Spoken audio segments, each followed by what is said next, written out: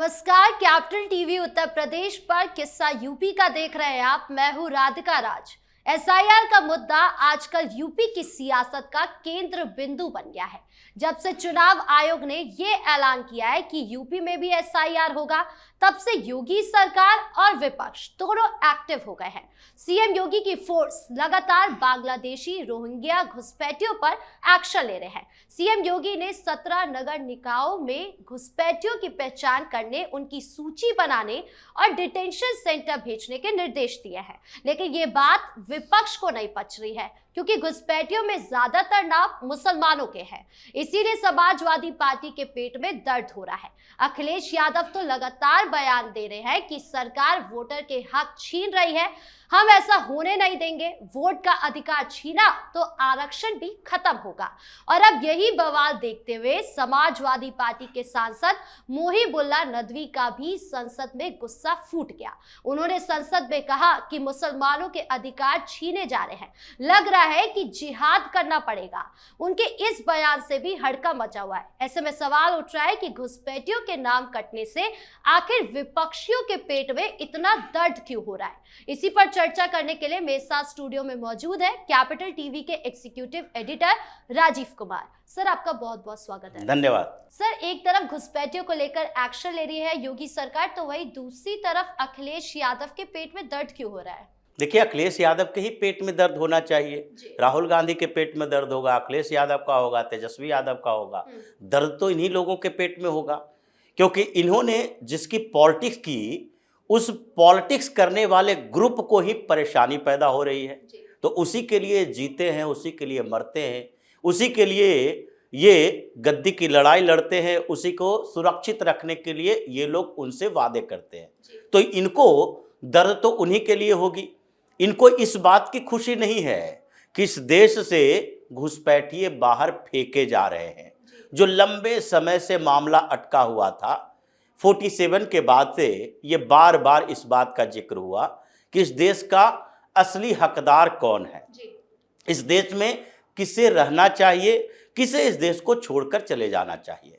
क्योंकि जैसे ही जिन्ना ने पाकिस्तान की मांग की थी, उसी समय इस देश में रहने वाले सारे मुसलमानों को शक की दृष्टि से देखा जाने लगा था। और जैसे जैसे जिन्ना ने आंदोलन शुरू किया, उसके बाद ये लड़के लेंगे पाकिस्तान के नारे हुए, और फिर चुनाव हुआ 1935 के एक्ट के अनुसार, और उसमें मुसलमानों ने मुस्लिम लीग के कैंडिडेट को वोट दिया, बिना ये सोचे कि हमारे क्षेत्र में मुस्लिम लीग क्या करेगा। ये इनके दिमाग में नहीं था कि हमारे क्षेत्र में क्या पाकिस्तान बन सकता है, क्या केरल पाकिस्तान का हिस्सा हो सकता है, क्या उत्तर प्रदेश पाकिस्तान का हिस्सा हो सकता है। ये इन लोगों ने नहीं सोचा, बल्कि सिर्फ यही सोचा, हिंदुस्तान का टुकड़ा करो, एक नया देश बनवाओ जिसका नाम पाकिस्तान होगा, वो इस्लामिक मुल्क होगा। इसके दिमाग में यही चल रहा था कि हम तो यही रहेंगे, या यही रहने की संभावना भी है, लेकिन फिर भी एक देश तो बनवा देंगे जो मुसलमानों का होगा। और इसीलिए इन लोगों को तो 1947 से ही ये बात चल रही थी कि इनको पाकिस्तान जाना चाहिए, क्योंकि पाकिस्तान का सपोर्ट किया। और पाकिस्तान के अंदर जो प्रोविंस थे, यानी कि विभाजन बंगाल का हुआ था, तो ईस्ट बंगाल में जो आज बांग्लादेश है, उस जगह पर जो हिंदू है उसे भी यहाँ लाओ। या फिर पंजाब का विभाजन हुआ, तो जो पाकिस्तान का पंजाब है वहां से हिंदू सिख भी भारत आ जाना चाहिए, और सिंध बलूचिस्तान के क्षेत्रों से भी हिंदुओं को वापस आ जाना चाहिए। लेकिन यहां से मुसलमानों को चले जाना चाहिए था, लेकिन उस समय भी दिग्भ्रमित किया गया। एक मौलाना आजाद जैसे नेता, और दूसरे ये गांधी जी, और तीसरे तरफ जवाहरलाल नेहरू। इन लोगों ने ऐसे एक पैतरे चले कि भारत को सेकुलर देश बनाए रखना है, तो मुसलमानों को भी यहां रहना पड़ेगा। अरे भाई, भारत अगर सेकुलर देश रहता बिना मुसलमान के, तो क्या ये सेकुलरिज्म आगे नहीं बढ़ पाता? क्या यहाँ पर हिंदुओं के अलावा जैन, बौद्ध, पारसी, क्रिश्चियन या सिख नहीं थे, और वो आगे नहीं रहते? ये बात मुसलमानों के लिए हो रही थी। जैनों ने कोई देश की मांग नहीं की थी, सिखों ने उस समय देश की मांग नहीं की थी, न ही पारसियों ने देश की मांग की थी, ये मुसलमानों ने देश की मांग की थी। और वही फिर से भर भर कर यहां पर भेजे जा रहे हैं और ये लोग कह रहा है कि नहीं, उसे वापस नहीं करना है। सुप्रीम कोर्ट का फैसला आता है कि नहीं, ये मानवीयता के आधार पर बांग्लादेश में जिस सुनैली खातून को भेजा गया उसे वापस ले आओ। वो प्रेग्नेंट है, वो चाहती है कि भारत में ही हमारा बच्चा पैदा हो, वो भारत का नागरिक हो जाए। जब यहां पैदा होगा भारत का नागरिक हो जाएगा। तो ये घुसपैठिए यहां पर आकर अपना पॉपुलेशन बढ़ाए, यहां पर ये जिन क्षेत्रों में कभी मुस्लिम अल्पसंख्यक हुआ करता था वो बहुसंख्यक बनते जाए और उसके बाद भी तुम उसी के प्रोटेक्शन में लगे रहो, तो ये इन लोगों की स्थिति है। इसलिए दर्द तो इन्हें होगा ही। ये जितने मुसलमान कम होंगे उतने ही इनके वोट के आधार कम होंगे और फिर इसको धीरे धीरे लगने लगेगा कि जिन लोगों के ऊपर हमने भरोसा किया वो अब भारत के भरोसे के लायक नहीं, देश से उसकी विदाई हो रही है, तो फिर हमारी राजनीति विदाई भी हो जाएगी। ये परेशानी इन लोगों की इसी बात को लेकर है। अखिलेश यादव ये जानता है कि वो मुसलमानों की राजनीति कर रहा है, लेकिन ये भी जानता है कि मुसलमानों की राजनीति करते हुए हम मुसलमानों को उसकी औकात में रखना है। ऐसा नहीं है कि अखिलेश यादव राजनीतिक तौर पर मुसलमानों को बहुत ज्यादा फायदा दे देगा, वो भी फायदा नहीं देगा। वो भी अगर उत्तर प्रदेश के चीफ मिनिस्टर बनने की बात आएगी तो खुद बनेगा या अपने परिवार के लोगों को बनाएगा या डिंपल को बनाएगा, मुसलमान को नहीं बना देगा। आजम खान इतना राइट हैंड लेफ्ट हैंड बनता रहा, क्या मिल गया? क्या उसे डिप्टी सीएम बना दिया गया? नहीं, मुख्यमंत्री बना दिया गया। क्यों नहीं मुलायम सिंह यादव ने सोचा कि 2012 में समाजवादी पार्टी जीती है तो अभी अखिलेश तो बच्चा है, बाद में भी कभी मुख्यमंत्री बन सकता है, तो पहले अगर हमारे बस में नहीं है, अब हम एक्टिव पॉलिटिक्स में नहीं रहना चाहते, बुजुर्ग हो चुके हैं, आजम खान को बना दो। सर, ये बात तो ओपी राजभर भी कई बार कह चुके हैं कि अखिलेश यादव इतनी तुष्टीकरण की राजनीति करते हैं। एक बार ऐलान कर तो दिखाए कि वो मुख्यमंत्री बनाएंगे तो मुसलमान को बनाएंगे अगर गलती से सत्ता में आ गए तो, लेकिन ऐसा ऐलान आज तक नहीं हुआ। देखिए, अखिलेश यादव ये ऐलान नहीं करेगा ना। ओपी राजभर की बात तो अलग है, क्योंकि ओपी राजभर जैसे ये राजनेता जो कि कभी भाजपा में आएंगे तो उसकी भाषा बोलेंगे या फिर जब सपा के साथ आएंगे तो उसकी भाषा बोलेंगे। इन लोगों का कोई धर्म ईमान है नहीं, लेकिन फिर भी जो वास्तविकता है वो इधर या उधर की बात का है। समाजवादी पार्टी में अभी भी उत्तर प्रदेश के अंदर 37 सांसद हैं, लेकिन मुसलमान कितने हैं? फिर भी मुसलमानों को लगता है नहीं नहीं ये हमारे रहनुमा है। क्यों? क्योंकि वो मुसलमानों की बात करता है, उसे खुश करने की कोशिश करता है, और इसलिए अभी भी 4 ही सांसद मुसलमान हैं समाजवादी पार्टी में, जबकि संख्या 37 की है। 37 सांसदों में से तुमने किस तरीके से चुना कि 4 ही सांसद मुसलमान हो सकते हैं? अगर तुमने टिकट 15 सांसदों को दिया होता, 20 सांसदों के लिए दिया होता, तो उसमें से 10-12 सांसद होते, तो तुम कह सकते थे नहीं नहीं मुसलमानों के रिप्रेजेंटेशन के लिए हम ये राजनीति कर रहे हैं। लेकिन खैर, ये इनके तुष्टीकरण की राजनीति है। और इस बीच योगी सरकार ये मानकर चलती है कि ये अखिलेश यादव बोलेगा, इसके मौलाना सांसद बोलेंगे, जितना ये चिल्लाएंगे उतना हिंदुओं के बीच ये मैसेज जाएगा कि इस बीच जिस तरीके से उत्तर प्रदेश में राजनीति के अंदर मुसलमानों ने सारी पॉलिटिकल पार्टियां भाजपा को छोड़ के ये सारी पॉलिटिकल पार्टियों को हाईजैक कर रखा था।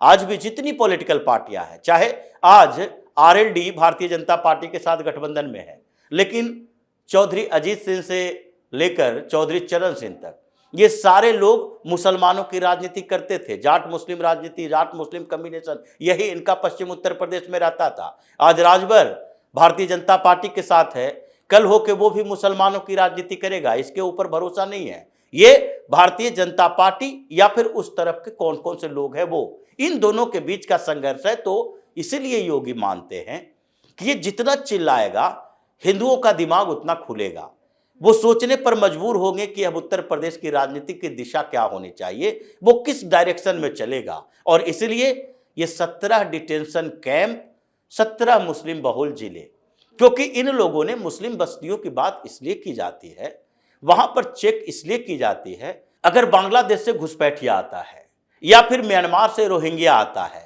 या फिर पाकिस्तान का ही कोई स्पाई बन के यहां पर आता है, तो वो अपना ठिकाना कहाँ चुनता है? उन जगहों पर जो मुस्लिम बहुल इलाके हैं, उन जगहों पर जाएगा, वहां पर रहेगा। उन लोगों को कोई लेना देना नहीं है कि वो किस देश का है, उनके लिए सिर्फ एक ही है कि ये मुसलमान है कि नहीं। फिर उसका रेंट एग्रीमेंट तैयार होता है, पहले रेंट एग्रीमेंट तैयार करेगा, फिर उसके नाम से बिजली का कनेक्शन दिलवा देगा। बिजली का कनेक्शन दिलवाने के बाद उसका एक प्रूफ हो जाएगा, जिसके कारण वो आवासीय प्रमाण पत्र बनाएगा, राशन कार्ड में नाम डलवा देगा और फिर उसके बाद वोटर आईडी कार्ड भी बनवा देगा। अब वह धीरे धीरे धीरे धीरे भारत का नागरिक बनाकर छोड़ेगा। वही डॉक्यूमेंट्स की जांच हो रही है। तो इसलिए घुसपैठियों के खिलाफ जब एक्शन लिए जा रहे हैं तो दड़बे से बिल से निकलेगा कौन? मुहिबुल्लाह जैसे लोग। जी, उन्होंने तो अखिलेश यादव से भी एक कदम आगे बढ़कर ऐसा बयान दिया जिसको लेकर हड़कंप मचा हुआ है। वो कह रहे हैं कि अधिकार छीने जा रहे हैं मुसलमानों के लिए और इसीलिए लग रहा है कि जिहाद करना पड़ेगा। देखिए, जिहाद तो ये कर ही रहा है जी, ये करना पड़ेगा जैसा शब्द नहीं है, ये जिहाद कर रहा है। लेकिन ये जिहाद जो कर रहा है वो उसका लिमिटेशन है, उससे आगे बढ़ेगा तो इसका विनाश होगा, ये सोच कर चल रहा है। जिहाद इसके लिए क्या है? ये प्रोटेस्ट कर रहा है सरकार के खिलाफ, हिंदुओं के खिलाफ प्रोटेस्ट कर रहा है, ये हिंदुओं के उस वर्ग को टारगेट कर रहा है जो कन्वर्ट हो सकता है, इसी को तो जिहाद कहते हैं। अलग अलग तरीके का जिहाद कर रहा है। क्या ये लैंड जिहाद नहीं कर रहा? ये डेमोग्राफी चेंज करके क्या ये लव जिहाद नहीं कर रहा? हिंदू लड़कियों को फंसाकर उसको जाल में फंसाता है और शादी करवाता है, उसके बाद पूरा जनरेशन बदल देता है। क्या ये लोग अलग अलग तरीके से जिहाद नहीं कर रहे? ये तो लोगों को भ्रष्ट, हिंदुओं के धार्मिक भावना को ठेस पहुंचाने के लिए किस किस तरीके का जिहाद करता है। जहां होटल में रहेगा वहां खाने में गंदगी फैलाएगा और हिंदुओं को भ्रष्ट करने की कोशिश करेगा। ये जिहाद के तरीके अलग अलग है। जिहाद मोड में तो हिंदुस्तान का मुसलमान पहले से ही है और ये मुहिबुल्लाह नहीं, ये सारे मुसलमान जानता है कि वो जिहाद कर रहा है। लेकिन अब कैसे जिहाद करे? बम विस्फोट करते हो तो एक विस्फोट करता है 1000 नब जाता है। अगर आप आतंकी हमले करोगे तो एक करोगे 500 पकड़े जाओगे। तो इसलिए ये हिंसात्मक तरीके से जिहाद करने से डर रहा है, क्योंकि इसकी स्ट्रेटजी रही है जहां पर तुम कमजोर हो वहां चीख चिल्लाकर अपने अधिकारों की बात करो, जहां थोड़ा मजबूत हो वहां पर दूसरे समुदाय, दूसरे धर्म के लोगों को भगा दो, अपना साम्राज्य स्थापित कर दो, और जहां बीच बीच की स्थिति में हो वहां पर मानवाधिकार जैसे मुद्दे उठाकर लोगों को बैलेंस करने की कोशिश करो कि नहीं नहीं, हमारे अधिकार भी सुरक्षित रहने चाहिए। ये इस्लाम के एक्सपेंशन की स्ट्रेटजी है। तो इसलिए उत्तर प्रदेश में डिटेंशन कैंप स्थापित हो चुके हैं। घुसपैठिए उसमें जाएंगे और वोट में जो SIR की प्रक्रिया हो रही है उसके आधार पर ये जो फर्जी वोट बनाए गए थे, ये बुर्का गैंग जो चल रहा था वोट जिहाद करने के लिए, एक और जिहाद है वोट जिहाद जिसमें टैक्टिकल वोटिंग करता है। तो वोट जिहाद जो इसका चल रहा था उसे एक्सपोज किया जा रहा है। परेशानी इन लोगों की हो रही है, कुछ समय के अंदर पता चलेगा। अभी 1 सप्ताह का समय बढ़ाया गया है। 9 तारीख को आना था ये वोटर का ड्राफ्ट रोल, वो 1 सप्ताह बढ़ा दिया गया है। उसके बाद पता चलेगा कि उत्तर प्रदेश में 2-2.5 करोड़ ये वोट कटे हैं, जिसमें से 50 लाख से ज्यादा मुसलमानों का वोट है। तब ये लोग और छाती पीटेगा, हंगामा करेगा। प्रोटेस्ट करने की अभी हिम्मत नहीं है, क्योंकि योगी ने पहले ही कह दिया प्रोटेस्ट करोगे सार्वजनिक संपत्ति का नुकसान होगा तो तुम्हारे घर में घुसकर तुमसे वसूल करेंगे, बाहर जाने की जरूरत नहीं होगी। जी, इस मुद्दे पर ज्यादा जानकारियों के लिए आपका बहुत बहुत धन्यवाद। धन्यवाद। तो जिस तरह से घुसपैठ के मुद्दे पर समाजवादी पार्टी छटपटाई हुई है, उससे साफ नजर आ रहा है कि समाजवादी पार्टी को हार का डर सता रहा है और ये डर इतना बढ़ गया है कि वो सड़कों पर भी आने को तैयार है। हालांकि योगी सरकार का भी रुख बिल्कुल साफ है कि वो किसी भी हालत में घुसपैठियों का वोट चुनाव में नहीं पड़ने देंगे। पहले माफियाओं का सफाया किया, अब घुसपैठियों का करेंगे। तो इस खास शो में फिलहाल इतना ही। कैसा लगा वीडियो कमेंट बॉक्स में जरूर बताएं। वीडियो को लाइक करें, शेयर करें और चैनल को सब्सक्राइब करना ना भूलें। धन्यवाद।